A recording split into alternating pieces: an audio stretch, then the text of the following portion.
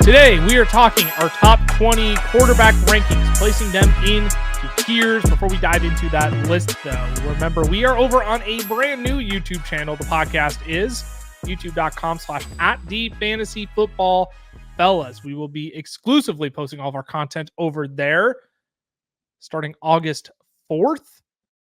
We're doing a draft guide giveaway as well. If you subscribe, leave a comment on this video over on that channel, we will be choosing one lucky winner per video for the rest of the off season. So again, youtube.com/@thefantasyfootballfellas. Make sure you subscribed over there. Turn on those notifications over there so you don't miss any episodes. Make sure to comment on our most recent video as well so you get a chance to win our draft guide for free. We're going to start in the S tier. We're going to work our way down here, Ty. Place these quarterbacks into tiers. And for me, there's only two quarterbacks in this tier. And consensus, there's only two quarterbacks in this tier for us. I've seen some people mix in a third, whether it be a Lamar Jackson, a Patrick Mahomes. But for me, it's still only Josh Allen and Jalen Hurts. Do you agree with that? Yeah, I do. I mean, we're talking about one guy that has been a top 2 fantasy quarterback in each of the last 4 years. And then we're talking about a guy that has had double-digit rushing touchdowns in each of the last 3 seasons. These guys just have elite upside that some of the other quarterbacks that we're going to talk about don't have.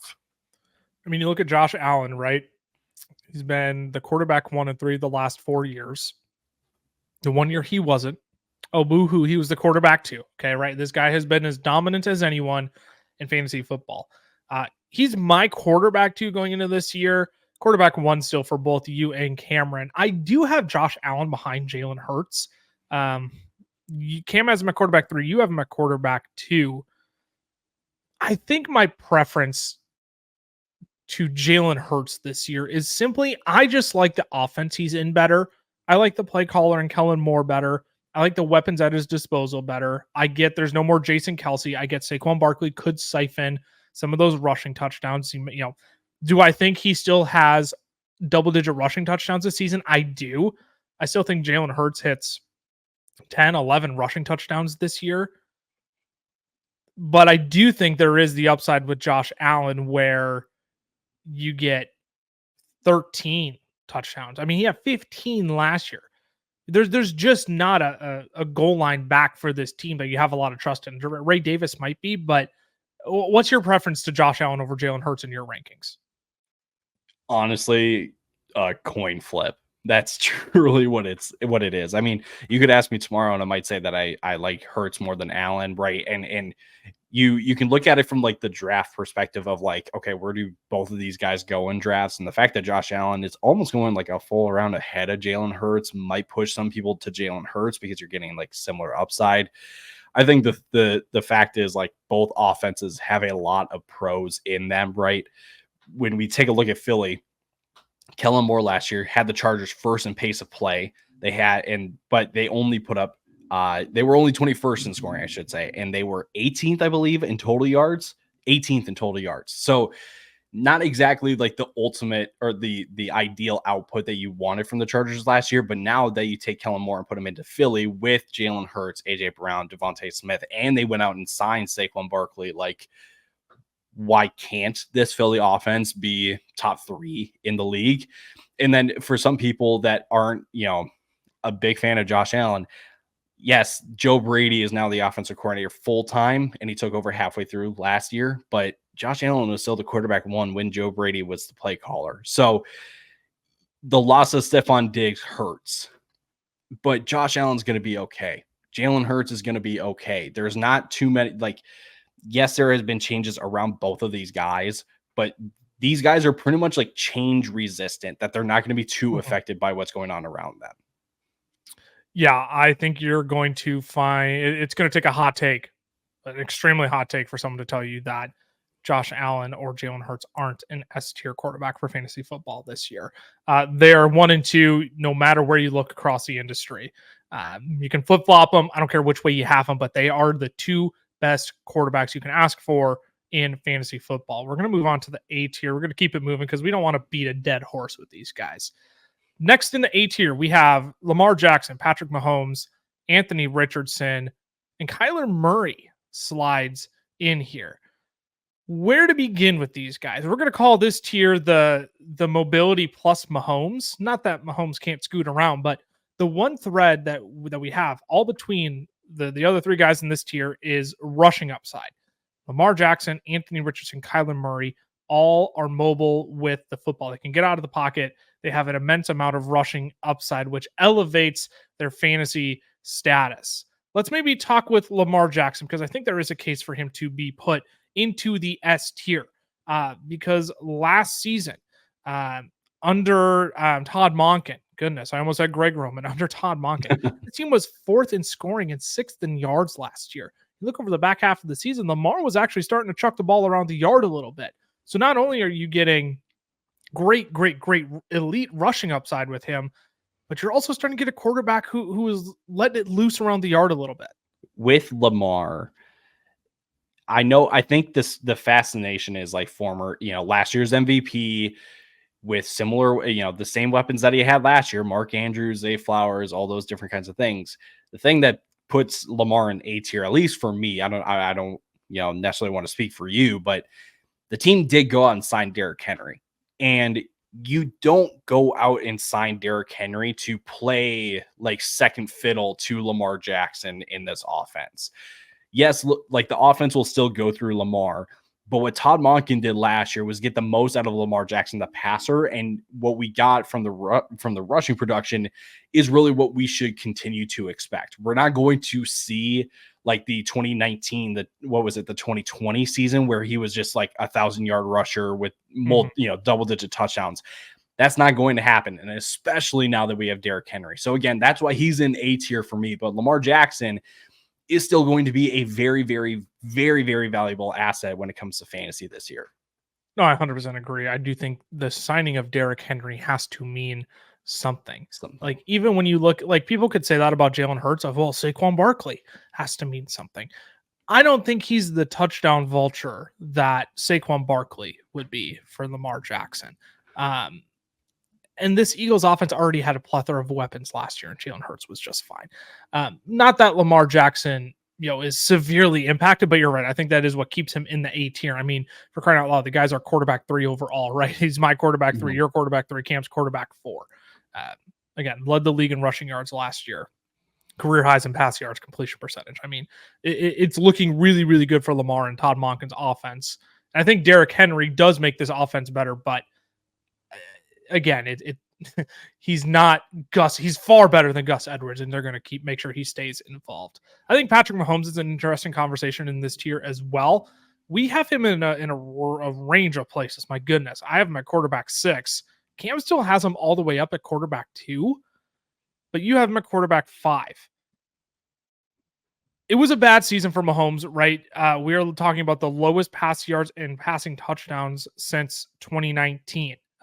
Also potentially the unluckiest quarterback too. He was first in true completion percentage, yet first in dropped passes last year as well. They make some crucial changes here. They draft Xavier Worthy. They bring in Hollywood Brown. They might be without Rashee Rice, TBD. Like the further we get into the offseason, the more convinced I'm becoming that they're just going to push his suspension to 2025. This is giving me a lot of Alvin Kamara vibes right now. Mahomes needs to throw 37, 38 touchdowns this year to be top 3 for me. I just don't know if he gets there. I think he's safely in this A tier. I think he could very well be a top 5 option this year. I have him as my quarterback 6, but I do think, top 5 is obviously within the range of outcomes. But in a tier where it's mostly mobile guys, he needs to throw, again, 37, 38 touchdowns, I think, to safely put himself in this tier. For me, it comes down to when this team started playing well last year in the second half of the season and into the playoffs.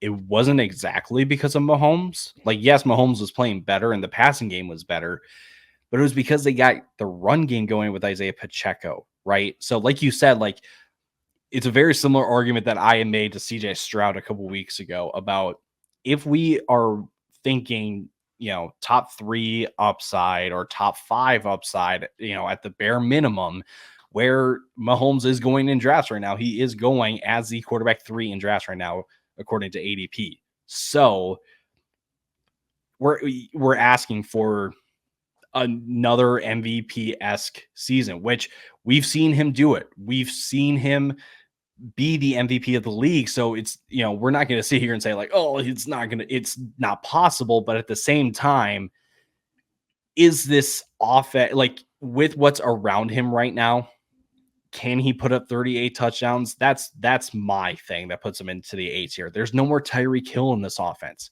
Yes, Xavier Worthy and Hollywood Brown and Rashee Rice, their top 3 wide receivers are better than literally every, combination of wide receiver they had last year.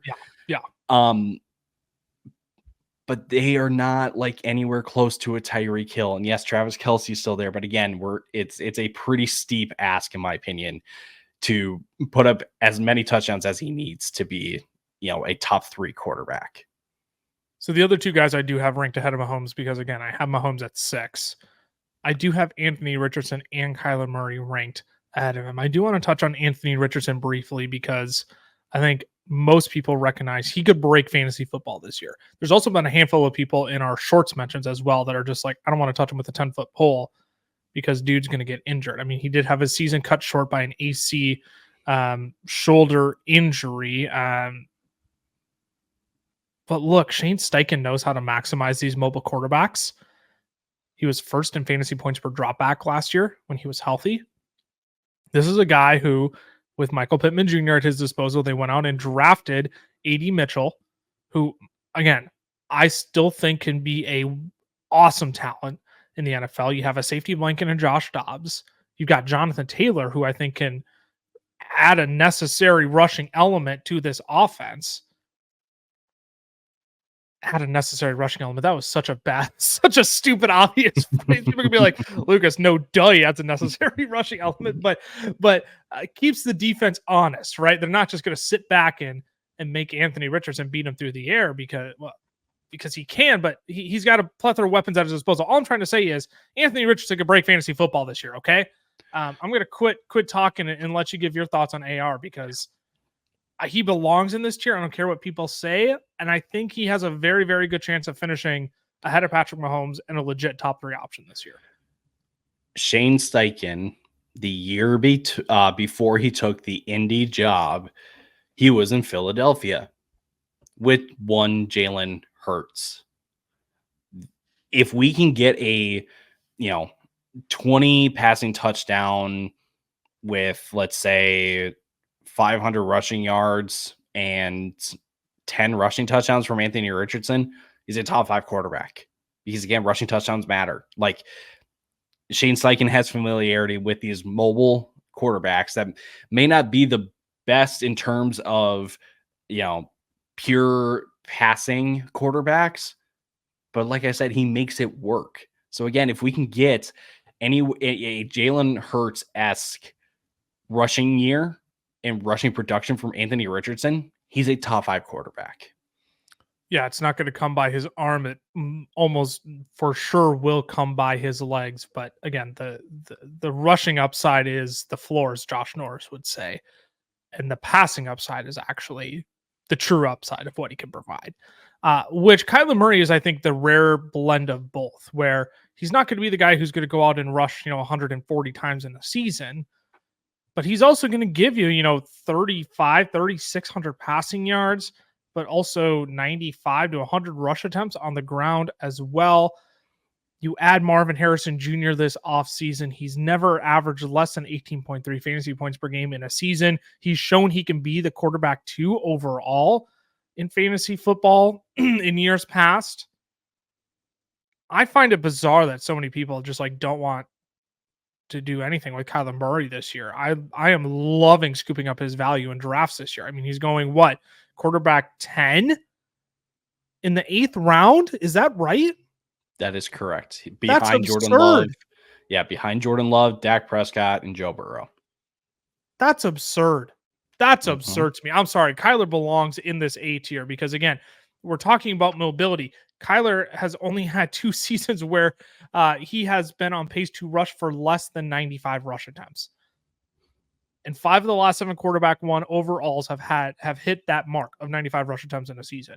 If Kyler hits that, he has quarterback 1 overall upside, in my opinion. Yeah, I mean, the name of the game when it comes to quarterbacks is rushing production, rushing upside. Kyler Murray is going to have that. And I can't tell if people are just not in on this Arizona offense. I don't know if it's because people are still kind of holding on to this, like, almost like Jamarcus Russell, like, idea that they have of Kyler Murray, that he doesn't watch film, or that, like, he's just a lazy quarterback. That's not true, like, at all. And I think a lot of people just kind of overthink Kyler. I think this is also where, like, NFL takes kind of blend into fantasy a little too much. You may not think of Kyler Murray as a top 10 quarterback in the league, which is fine. That's your opinion. But he provides you, his skill set is valuable for fantasy football. And for where he goes in drafts, it is like one of the easiest values to at least be aware of and target it once you get into your drafts. So before we move into this next year, I want to give a quick reminder to the people. You can listen to the podcast in a variety of ways, right? The most entertaining way, in my opinion, is going to be if you go to youtube.com/@thefantasyfootball fellas, as we mentioned at the top of the episode. You're going to get the video content over there. We're doing our draft guide giveaway there. All you have to do is subscribe to that channel, comment down below on the most recent video, and we will be selecting one person from each video to win a free copy of our draft guide this year. All right, youtube.com/@thefantasyfootball fellas. The second way is you can listen to our podcast feed to Apple Podcasts, Google Podcasts, wherever you get your podcast from. Excuse me. We are grateful for wherever you listen to the podcast from. But again, multiple different ways. Make sure you tune in where you are able to get to your podcast. If you're just cruising in the car, listen on the podcast feed. If you got time to turn it on in the background of your own home, throw it up on the TV. We got the nice tiered ranking system over here on YouTube. So make sure you check that out as well. Let's dive into the next tier, Ty, which is what we're just calling it the pocket passers tier. All right. And it's true because you've got CJ Stroud, Jordan Love, Dak Prescott, and Joe Burrow all in this tier. We have them in a variety of orders. Okay. I think CJ Stroud is the guy we need to talk about, though, because he is the guy who we have been saying we are 100% out on his ADP. I have him at quarterback 7, Cam at 6, you at 7 as well. Goes off the board as a quarterback 5 in the early 5th round. No, thank you. I'm good. I'm passing on CJ Stroud this year. You're shaking your head no, because you are too. For me, like with CJ Stroud, you can use it, like, the argument is pretty similar to what you could use for Patrick Mahomes, in that they don't really have the rushing upside that you want to see some of these other quarterbacks have, but they are like in high flying offenses with pretty decent wide receiver and receiving talent around them. But for me, when it comes to CJ Stroud, last year wasn't really like a season to behold. I get that he went for 4,100 yards. I get that he only turned the ball over 5 times, that he added 3 rushing touchdowns throughout the season, which, again, just a reminder, he played 15 games, I think it was 16 games. So it's not even like, something that was like otherworldly in the rushing category. What are you getting in CJ Stroud when it comes to fantasy, output that you can't get with some of the guys in this tier that are going 2 full rounds later? I would say everybody in this tier, honestly. Yeah. CJ Stroud, yes, had a game with 30 fantasy points and had another game with 41 fantasy points. Those don't happen every week. Okay. And yes, you can shoot for the upside of that happening on a certain week. To me, you can do that with other guys, like I said, that are going later than CJ Stroud. So again, it's a matter of game theory. It's a matter of just like, okay, I'm getting similar kind of production from guys going later. I mean, Joe Burrow is going a round and a half later. Dak Prescott 2 full rounds later. Jordan Love 2.5 rounds later than CJ Stroud. And again, I think you can get similar production out of all these guys. CJ Stroud only on pace for 44 rush attempts last year. You look at Jordan Love. He only had 50 rush attempts last year. Joe Burrow, not the most mobile guy in the world. Dak Prescott, only 55 rush attempts last year. These guys aren't giving you much in the way of rush attempts. What they are giving you is solidified elite pocket passing. But that only takes you so far. And so when you look at a Jordan Love in an up-and-coming offense in Green Bay, I mean, he's a guy I have ranked way too low. He's a guy who right now, like if I were to go back and redo my rankings, I wouldn't be surprised if Jordan Love starts climbing up my rankings ahead of the likes of Joe Burrow, Dak Prescott, and is like rivaling CJ Stroud. Because I've got him too low. I've got him as a quarterback 12. You and Cam both have him at 8, which Jordan Love is right behind CJ Stroud for you. Because in his first full year, nearly 4,200 yards, 32 touchdowns, which was second in the league. Quarterback 6, I mentioned in fantasy points per game, the quarterback 5 overall. You bring in Aaron Jones, who is a much needed element to this rushing attack in Green Bay.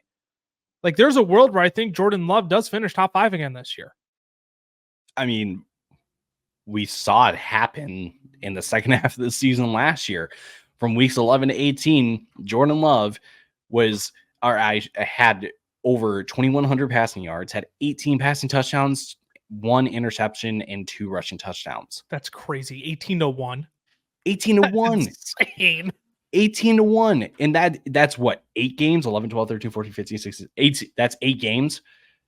Dude was averaging like 2 passing touchdowns a game. You can sprinkle in his rushing upside. I kind of compare to like a Trevor Lawrence, who both have this, like, they have mobility. They're not going to utilize it, but they can like escape the pocket and they can just kind of pick up, random fantasy point dust, I'll call it.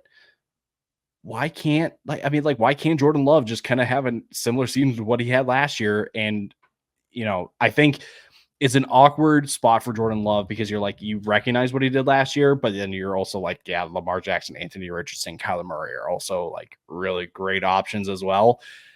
But for Jordan Love, like this is kind of like his sweet spot, is that like 8, 9, 10 range. And I do not mind, grabbing him in my drafts if I miss out on any of the top 5 guys, because I know that he's got an upside that he showed last year. I mean, the quarterback position is deeper than it may have ever been in recent memory, at least, because we're talking about a ton of guys here who have, I believe, top 5 upside, but we have to see how the season shakes out for them. I want to start a fight about Dak Prescott, but let's take a quick break first. We'll come back with that.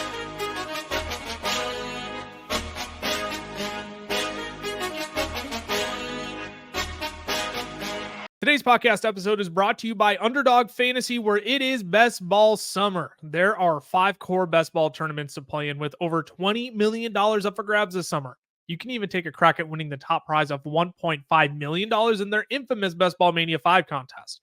To enter, head to UnderdogFantasy.com or download the app and use the code FELLAS to get a first deposit bonus up to $250 and our 2024 draft guide for free. Again, head to UnderdogFantasy.com or download the app and use code FELLAS to sign up. Must be 18 plus and present in a state where Underdog Fantasy operates. Terms apply. Concerned with your play? Call 1-800-522-4700 or visit npcgambling.org. Alrighty, we are back. We are in the middle of the B tier of quarterbacks. So far, we've discussed Josh Allen, Jalen Hurts, Lamar, Mahomes, Anthony Richardson, Kyler Murray, and in the B tier, CJ Stroud, Jordan Love, Dak Prescott, Joe Burrow. Now, I said I wanted to start a fight about Dak Prescott because friend of the show, Dave Kluge, who I'll be going live with tomorrow, by the way, to do an underdog draft with. We're gonna have a blast together. He put out a poll that said, who would you rather have in fantasy football? CJ Stroud or Dak Prescott? Now, the poll ended out probably with the result you expect. CJ Stroud ended up winning. But it got me thinking, are we just like doubting what Dak Prescott could potentially do in 2024? Because what has changed? It's the dangerous question, but what has changed? This offense still has no running attack.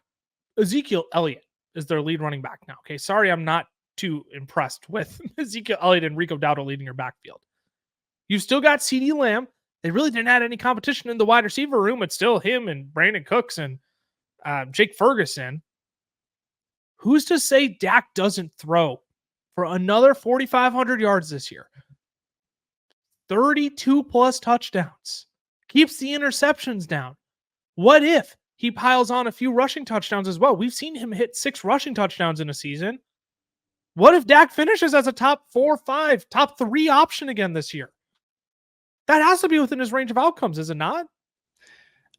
Yes, but I think you also have to acknowledge what the downside is, at least, because a lot of Dak's production last year came in the second half of the season. Like, second half of his season last year was historic. Like, almost 3,200 passing yards, 30 passing touchdowns to just 5 interceptions with a rushing touchdown and 150 rushing yards mixed in there. Like, it was an incredible stretch for Dak Prescott, and he was the quarterback 1 in that stretch. But before that, in the first 6 weeks of the season, he was the quarterback 19, the quarterback 22 in points per game, where he had only 1,300 passing yards, 6 touchdowns, 4 interceptions.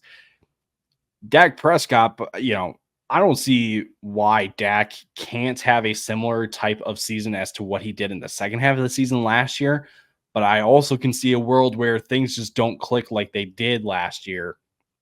And Dak Prescott is kind of in this, 14, 15, 16 range just because the offense is going to be struggling. Now, I would say most people are predicting that this Cowboys offense will not be in that kind of situation. That's why you are seeing him as this quarterback 8 in drafts right now, according to ADP.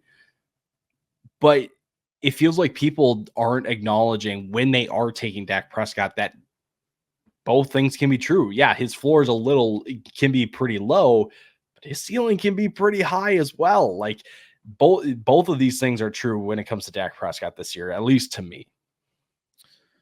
I just think when you're looking at him as the quarterback 9, and again, looking in this range of quarterbacks, like, why would I draft CJ Stroud at the quarterback 5 when I can draft Dak Prescott at the quarterback 9 after the second half of the season that he did? Like, what if he stays not on the exact same pace, but on a very similar pace? Like, there is very little holding Dak Prescott back from being a top 5 option again this year. I guess the thing that's holding him back is that the offense just falls out from underneath them because they can't run the football, which would be my only fear. But like, when I'm looking at, again, at top 10 quarterbacks, and let's say I miss out on everybody in the S and the A tier and even CJ Stroud, like, falling back on Dak doesn't feel as gross as it once did, which I don't know. Maybe how do you feel about Joe Burrow in that way, though? Let's talk about the last guy in this tier. If you fall back on Joe Burrow, what is your confidence level in Dak compared to Joe Burrow this year?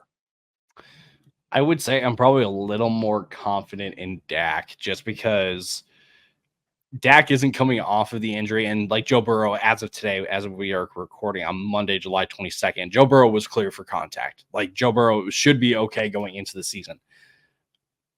But it was kind of the same thing last year that the calf injury just kind of popped up out of nowhere. Joe Burrow then started off super slow, like even worse than Dak did. And thankfully he kind of got it going, but then he picked up that weird thumb injury. And now, like, I don't know exactly how much I can trust that thumb, injury compared to what Dak can do with CeeDee Lamb, because we've seen that before. So I would say I'm a little more confident in Dak than I am on Joe Burrow, but to completely say that, like, Joe Burrow isn't going to be a factor at all this year. Like, he's, kind of this, I'm not going to say like average fantasy option, but like, the pizzazz of Joe Burrow, in his name, I'll say, has kind of gone away. And I don't think that's necessarily fair. But back to your question of just between like Dak and Joe Burrow, like, I think trusting in Dak is probably going to be the more popular thing to do than with Joe Burrow. Which is fascinating because, I mean, they are going back to back. I mean, these guys are going within 5-6 picks of one another. Dak at the 704, Burrow at the 611, quarterback 7 for Burrow, quarterback 8 for Dak. We've got them all ranked right around ADP as well. The thing with Burrow is there's so many different things with this wrist injury that could go wrong. It sounds like it's going to be just fine, but this is not like a normal quarterback wrist injury. So part of me is like, again, why draft Burrow when I can just wait 5 picks and draft Dak? But again, they're already going into the same range. I feel like that's already discounted in. But Joe Burrow, I think, is a fine option. But I feel like maybe instead of calling this the pocket passer tier, we should have just called this the why draft CJ Stroud when tier. You can draft Jordan Love. You can draft Dak Prescott. You can draft Joe Burrow instead, who all provide you very, very similar upside. Let's move into the C tier because this tier is something. Yeah, can we call this the pick your flavor tier? It feels like that's what this is. It's the pick your flavor tier. Because we have Jaden Daniels coming in at quarterback 11, then Trevor Lawrence at 12, Caleb Williams 13, Tua Tagovailoa, Jared Goff, Justin Herbert. Now, I feel like how we need to dissect this is we need to talk about one of these rookies. We need to talk about probably either Tua or Goff and either Lawrence or Herbert. Because I feel like if we're going to pair them up, that's how we're going to pair them up. We're going to pair the two rookies. We're going to pair the guys with rushing potential in Trevor Lawrence and Justin Herbert. And then you got Tua and Goff, who were first and second in the league in passing yards last year. Jaden Daniels, I understand people are fragile. It feels the same as the Anthony Richardson argument, though. I don't want to touch him because if he rushes and he gets hurt, my season is sunk. But he has the potential to break fantasy football. These rushing quarterbacks are the Konami code, right? The hack that you need to beat fantasy football. I just think Jaden Daniels' upside is unparalleled compared to anybody else in this tier. Would you agree, or is that too far of a statement? No, I agree with it. I think, to your your point of that people may be scared off that like he gets injured or something like that. The fact is that Jaden Daniels isn't going as high as people perceive him to be going. He's going as a quarterback 15 at like towards the back half of the 10th round. So you can almost like pair up Jaden Daniels with a Jared Goff, with a Tua, with quite honestly anyone in that B tier. And if any of those players in the B tier don't pan out, don't hit as much as you wanted them to, you've got Jaden Daniels to kind of fall back on, right? So there's a misperception of just where he's going in drafts, and at quarterback 15, you can take him as a depth piece, and maybe like that's your strategy. You're not going to spend high draft capital on any of the top 5 or 6 guys that we talked about, and you're going to just wait for the B tier guys, the pocket passers, the point guards, whatever we want to call them, and then with the Jaden Daniels. And I feel like that's a really, I don't hate that strategy at all. You could just pair them up. You could draft 2 quarterbacks and take them with anybody in this tier. Again, you mentioned Tua, Goff, Trevor Lawrence, I'd be okay with even. I mean, when you get a Heisman winner going as the quarterback 15, who rushed for over 1,100 yards and 10 touchdowns last year, who clown Cliff Kingsbury all you want, but let's not forget he had Kyler Murray at one point. He had Kyler Murray supporting 2 top 35 wide receivers at one point. I just think this guy's the limit for Jaden Daniels. It really is if he has that level of rushing upside, because these guys truly break fantasy football.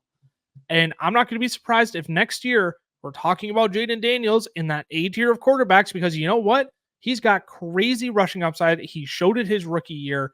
And if it hits, boy, does it hit. And it's going to be a bet that you don't want to miss out on if you're looking for a quarterback and you miss out on any of those top 10 guys. Trevor Lawrence versus Justin Herbert is a fascinating one, because I do believe they're going right around each other in ADP, are they not? Lawrence going as a quarterback 17, Herbert as a quarterback 16. They are going 7 picks apart right now. Let's talk Trevor Lawrence, because we have him significantly high in our rankings, which shocked me. More so for me than either of you two. Because I have him as my quarterback 11. Cam has him at 10, which isn't shocking. He's a Trevor Lawrence believer, but you even have him up at 12, Ty. And this is a guy who, last year, the quarterback 13, but 17th in fantasy points per game last year. It wasn't fun at all. We were all expecting the breakout. And I think the question is, can the breakout still come when you get rid of Calvin Ridley and your only additions are Gabe Davis and the rookie Brian Thomas, who I think needs some polishing in the league? What maintains optimism here for Trevor Lawrence? It is the sneaky rushing upside that he has. Last year, he finished with just over 300 rushing yards and 4 touchdowns. Like, that may not sound like a whole lot, but that is a lot more than some of the other guys like a Jared Goff and a Tua, or heck, even like a Dak Prescott or CJ Stroud will give you this year. And I think, yes, Brian Thomas will have to, we'll have to adapt. We'll have to progress in his rookie year. Gabe Davis isn't like, the best weapon out there, but they are committed to going downfield. That is what bringing both of those guys in signals to me. And you still have a Christian Kirk and Evan Ingram and a Travis Etienne in this offense. Like, feels like we're discounting this Jaguars offense. Like, yeah, they're not going to be like top 10, they're going to be top 15 offense. And I think Trevor Lawrence being point guard, quarterback of that offense with his rushing upside, like, I know, again, last year was not great, but like, if they hit a reset in some ways on this offense. So the disconnect for me, like, I understand why people are out on Trevor Lawrence. I'm A-okay still being back in on Trevor Lawrence. But I feel like days of like top 8, right? Because that's how we were kind of talking about him last year, like top 8. Those days are kind of done with. Can I take a quick detour? Is it thundering right now? It is. Oh my Lanza! It was coming through loud and clear. I'm like, man, I know the storm just hit my area, but oh man, it was booming where you are. Oh. Well, so you were talking and the lightning is like flashing through my, no, I shouldn't say through, though I'm not getting hit with lightning, but like I can see it. Ty's dead on the mic. And I'm like, oh boy. And so I hit mute while you're talking. And you played Little League Baseball, so you know this rule when it comes to rain and baseball. You count to 10, and if the lightning or the thunder doesn't come, call it off. Yeah, you call it off. And there's 1, 2, 3, 4. Game's canceled. So it hit a couple times while you were talking, and then it hit again while that's hilarious. He said 1, 2, 3, boom. 4 canceled, game over. So yeah, no, I hope I still came through. You were coming through. That is some heavy rain. Heavy. It's already come through. It's moving straight south. So I'm already through the worst of it over here. It was raining when I was talking. But anyways, enough about the weather. Let's continue on in this year. I just had to acknowledge that. Weather report. Yeah. People are probably sitting here like, why is Ty shaking his mic vigorously while he's talking? It's like, no. It's like shaking the floor. Like it is no joke. Let's move on. Let's talk about I'll let you pick. Do you want to talk about Tua or Jared Goff? I feel like we've talked more about Jared Goff, so we should talk about Tua. Yeah, we probably should. We should give some light to Tua here. Yeah, let's put some light onto Tua Tagovailoa's fantasy value here. He's going as a quarterback 13 right now in the 10th round. He's my quarterback 14, your quarterback 14, Cameron's quarterback 15. He did lead the league in passing yards last year. He was sixth in touchdowns, with 29 through 14 picks as well. Quarterback 9 overall, but the quarterback 20 in fantasy points per game last year. It was really a tale of two halves for him, right? Because to start off the season, he was hot. Weeks 1 through 9, the quarterback 5, quarterback 8 in fantasy points per game. But then to close out the season, quarterback 16, quarterback 25 in fantasy points per game. And really, the formula that we've cooked up for Tua Tagovailoa is, number 1, is he at home, yes or no? And number 2, is he playing a top half defense? Yes or no? If the answer is yes to one of those things, you could potentially play him. If the answer is yes to both of those things, you better lock him into your lineup because he's going to smash. The Miami offense last year, over the last 5 weeks of the season, were a completely different offense from where they were at the beginning of the season. From week 14 until week 18, Miami was 15th in scoring and 13th in yards. That showed up for Tua. And like I talked about Tyreek, I don't know, this feels like a long time ago that I talked about Tyreek in the sense that like in that stretch, Tyreek was like a high-end wide receiver 2. That's his floor. But for Tua as the quarterback, he has like he's directly affected by that kind of offensive output. So yeah, like Tua, at least, like, you know that he can absolutely smack some weeks, but the floor is also really, really, really low. Um, to the point where, like, I'm comfortable saying, like, he's not a reliable guy that you can just Mm-hmm. kind of plug and play anymore. You need to take another quarterback with a guy like Tua. But that being said, being connected with Mike McDaniel, with Tyreek Hill, with Jalen Waddle, with the run game that they have, you can't just like avoid the Miami offense. Like, you can't just say that, like, I don't want any part of the Miami offense. Um, but we just know what the limitations are with Tua in fantasy now. Can we coin it with your phrase? Better in best ball. Amen, brother. He's better in best ball. Better in best ball. I do agree with that. Closing, I feel like I want to say something about Justin Herbert here, just because I feel like it's unfair that we have him all the way down at 17. I think there is a path for him to top 12 upside again this year. I do think there is. The problem is he's in this tier with a bunch of different guys who also have a very clear path as well. And it just feels like Justin Herbert is stuck at the bottom of it for us, because Jaden Daniels has his rushing upside. Trevor Lawrence, I mean, they're very similar scenarios, right? Sneaky rushing upside. You don't love the passing weapons. And then Caleb Williams, who I think just has a plethora of weapons at his disposal. And then Tua and Jared Goff, who are just going to be in such pass-centric offenses that they're probably going to outproduce Justin Herbert in general. It stinks. I really, really like Justin Herbert. I mean, considering Justin Herbert was still the quarterback 8 in fantasy points per game last year, I'm just worried all the changes this offseason are just going to tank his value, and he's just going to end up at the bottom of this tier, even though I like him just as much as almost every single other person in this tier.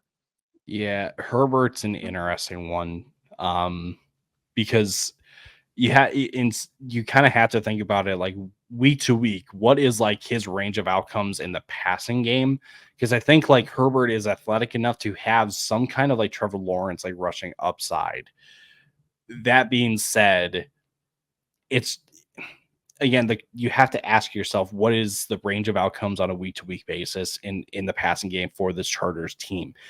Personally, Jim Harbaugh can be a bit stubborn, can just say, I just want to run the ball. And then he kind of doubled down on it and brought in Greg Roman, who likes to run the ball as well. But I believe that this team is going to be behind in the majority of games that they are playing. So they will have to throw the ball eventually. So again, we talked about Justin Herbert as a top 8 option before. That you kind of have to file that away and say, like, that's the past. Like, this is going to be a different Chargers team. This is going to be a different Justin Herbert in fantasy football. So again, not like all the way out on Justin Herbert, not like some people that are like, oh, they're only going to run the ball. You can't do that in the NFL. You have to throw the ball at some point. But I think that, yeah, like, it just thinks that we're talking about a former top 8 quarterback who's now going almost like double where he was going in drafts before. Yeah, I mean, he is our consensus quarterback 16, excuse me, which, again, feels like we're burying him, but unfortunately, just how the cookie crumbles in our consensus rankings here. Let's wrap it out, Ty. Last tier, the D tier, Kirk Cousins, Deshaun Watson, Brock Purdy, Aaron Rodgers. Now, I need to give a massive, can I say massive louder? Massive disclaimer. Cameron has tanked Brock Purdy in his rankings. That's the only reason why he's in this tier. I don't want to slaughter the guy while he's not here. But I mean, when you got Brock Purdy as your quarterback 24, right. Thank you. That was well timed. I was not ready for that. That was perfectly timed. Quarterback 24, Cameron, what are we doing? You and I are low. I thought you and I were low on Purdy because I've got him at 17. You've got him at 16. So really, I think he belongs up in the C tier.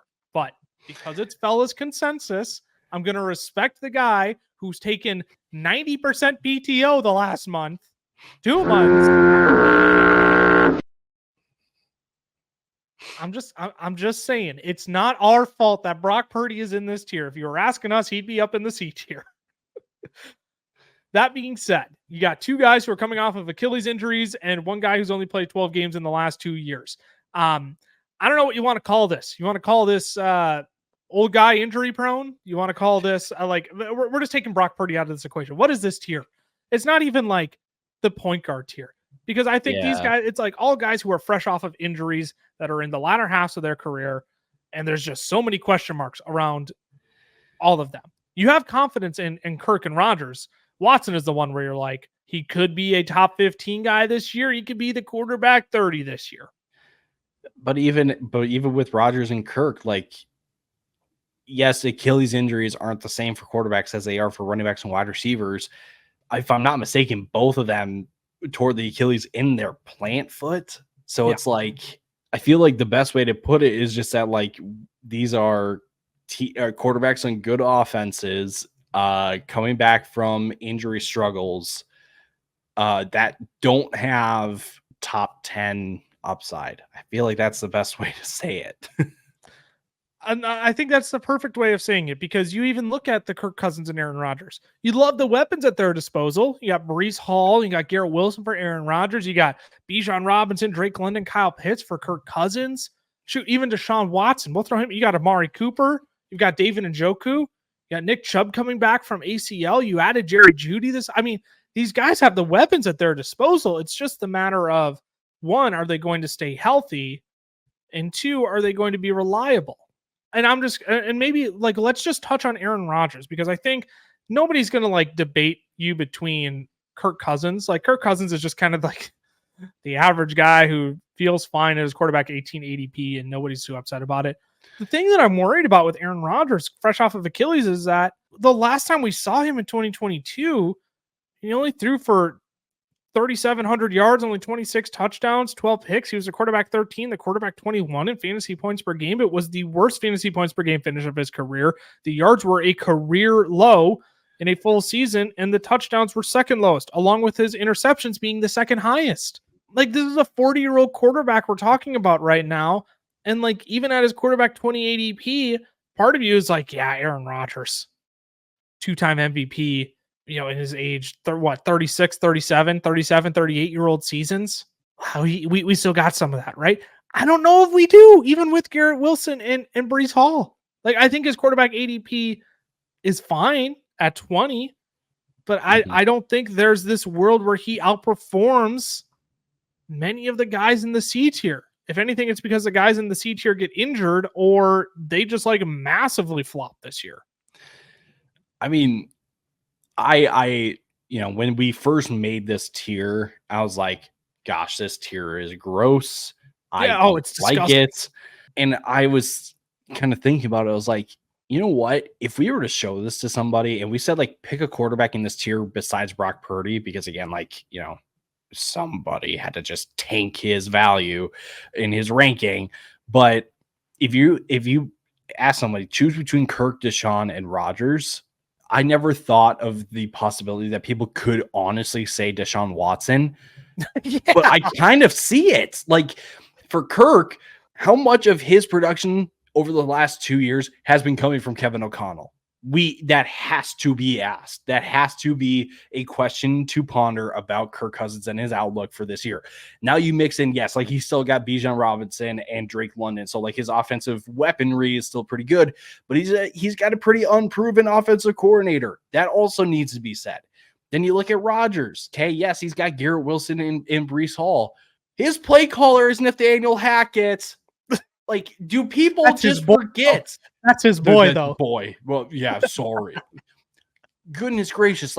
Honestly, again, I never thought it would be a reality that people would say that they prefer Deshaun Watson in this tier, but I kind of get it, because you're getting arguably the better offensive system in a Kevin Stefanski offense with weapons around him as well. Like you said, Njoku, Jeudy, Amari Cooper, Nick Chubb, who knows? Maybe he is the freak athlete that comes back from this serious knee injury and doesn't even show it. Isn't even faced. It's Adrian Peterson, right?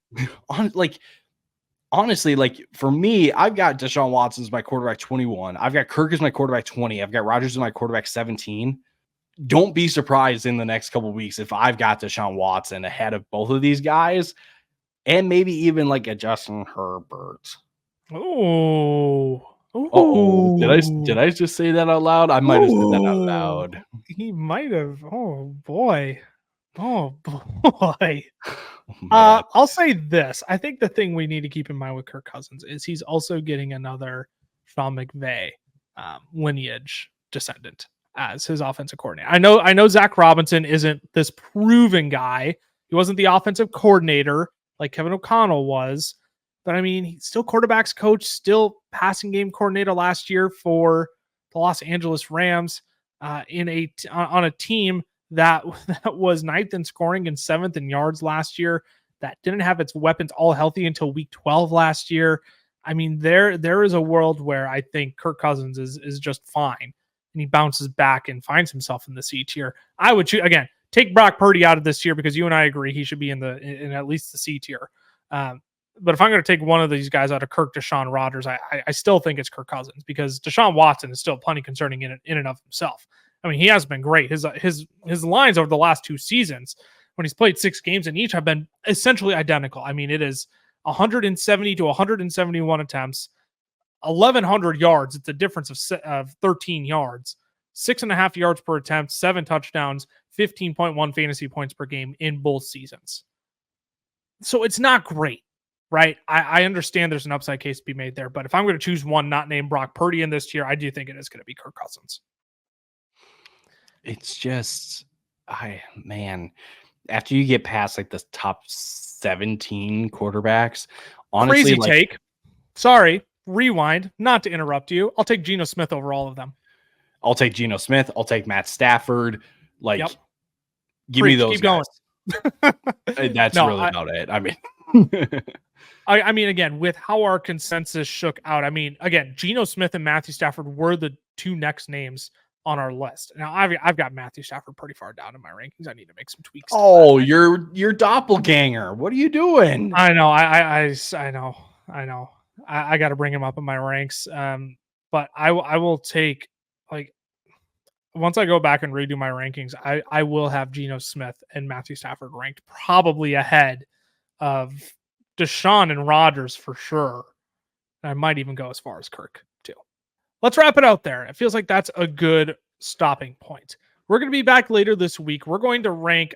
I initially told the fellas our top 24 running backs. We're going to do our top 30 running backs. I decided we're going to start getting into like the running back 3 range. Again, I feel like this position, the position is starting to get a little bit deeper. There's enough guys in that range where it's like, are you going to be surprised if they outscore anybody like a Zach Moss or a Zamir White this year, right? That it's worth talking about them. So we're going to be back later this week with our top 30 running back rankings. We're going to place them into tiers. Again, if you're not subscribed here on the new channel already, make sure you do that. YouTube.com/@TheFantasyFootballFellas. Leave a comment down below on this video. On that channel, we are giving away 1 draft guide to 1 commenter who also subscribes on the channel. If you appreciate the content, make sure you give us some love, like the video, share it with a friend as well. We're going to be going through rankings here for the next 2 weeks. You can follow me on Twitter at the Lucas Wencl, not the Lucas Wencl, at Lucas Wencl. You can follow Tyler at Tyler_Plath. You can follow the fellas accounts, FF Fellas on Twitter, the FF Fellas on Instagram, Fantasy Football Fellas on TikTok and Facebook. Thanks for tuning in, y'all. We'll see y'all next time. Deuces. Deuces.